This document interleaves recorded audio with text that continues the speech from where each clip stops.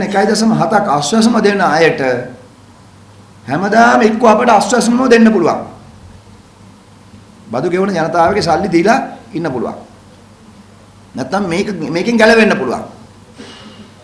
දුප්පත්කම තුරන් කිරීම කියන්නේ මොකද්ද? හැමදාම ආශ්වාසම දෙන එක නෙමෙයි. මේකෙන් ගැලවෙන්න ක්‍රමයක් හොයන එක. දැන් මම ඔයගොල්ලෝ සලකන්නේ දෙමව්පියන්ට විරුද්ධව හරි කමක් නැහැ.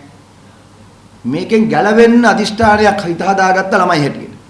මම කියන්නේ ආශ්වාසම ලබනවයි කියන එක ගැන සමාජයේ ලැජ්ජ වෙන්න ඕන. ඒක නීත්‍යානුකූලව හිඟා කරනවා වගේ වැඩක්.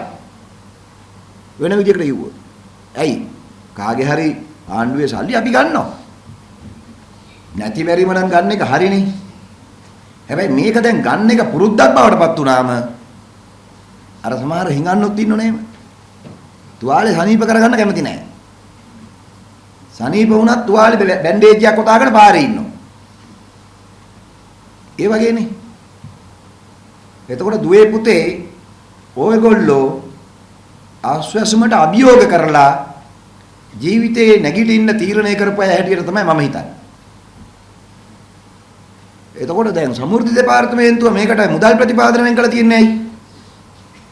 ආශ්වාසමට වෙන් කරන්න තියෙන සල්ලි මේ වෙන් කළා තියෙන්නේ. මොකටද මේ වෙන් කරන්නේ? මෙතනින් ගලව ගන්න. දැන් කොච්චර මේකට ඇබ්බැහි වෙනවද කිව්වොත් 120ක් හොයාගන්න බෑ. දැන් මේක සමුද්‍රි සංවර්ධන දෙපාර්තමේන්තුව එක ළමයෙකුට ආසන්න වශයෙන් මේ කෝස් එකට 55000ක් ඒගොල්ලෝ ඍජුව වෙන් කරලා ඒ කෝස් එක හොඳට යනවා නම් තව ලක්ෂ දක්වා වැඩි කරන්න දිස්ත්‍රික් ලේකම්තුමාට බලයක් දීලා තියෙනවා.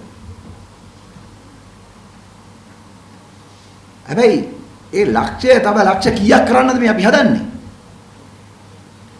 ඔයගොල්ලන්ට වෘත්තීයමය භාවයක් දීලා NVQ සර්ටිෆිකේට් එකක් දීලා හොටෙල් සංචාරක ශ්‍රේෂ්ඨයට හඳුන්වා දීලා විදේශගත වෙන්න ඉඩකඩක් හදා දීලා යන ලොකු ගමනක්. අර 68යි කිව්වට පස්සේ මම මේ ඇඩ් එක ගෙන්නගෙන මගේ Facebook එකේ දැම්මා. මගේ WhatsApp group වල කියවුවා. අපේ අනිත් අයටත් කිව්වා හොයාගන්න තව කට්ටිය කියලා. ඇයි මේකට එන්න කැමති නැහැ? එන්න කැමති නැත්තේ මොකද? ඊට වැඩිය හොඳයි අර මාසෙකට හම් වෙන අස්වැසුම අරන් බලන් ඉන්න එක. පළවෙනියෙදිම අපි ගොඩ යන්න නම් මේ යැපෙන මානසිකත්වයෙන් අයින් වෙන්න ඕන දුවේ පුතේ. මොකද දන්නවද? ඒක නේද මේක ඉන්න බෑ. දැන් මේකේ තියෙන පොටෙන්ෂල් එක ගත්තොත් මේකේ තියෙන හැකියාව ඉදිරි දැක්ම ඉදිරි මාර්ගය ගත්තොත් ලොකු ගමනක් යන්න පුළුවන් එකක්. හැබැයි ඒකට හිත හදා ගන්න ඕන. ඒකට ආදරය වෙන්න ඕන. මේකත් එක්ක කැපකිරීමක් කරන්න ඕන. තෝරා ගැනීම දෙකෙන් එකක් තියෙන්නේ. දුප්පත්කමේ හැමදාම ඉන්නවද? දුප්පත්කමට අභියෝග කරලා ඉදිරියට යනවද? කනගාටුයි කාරණාව. දැන් මෙතුමන්ලා කියනවා තව පාඨමාලා පටන් ගන්න පුළුවන් නම් පටන් ගන්න පුළුවන්.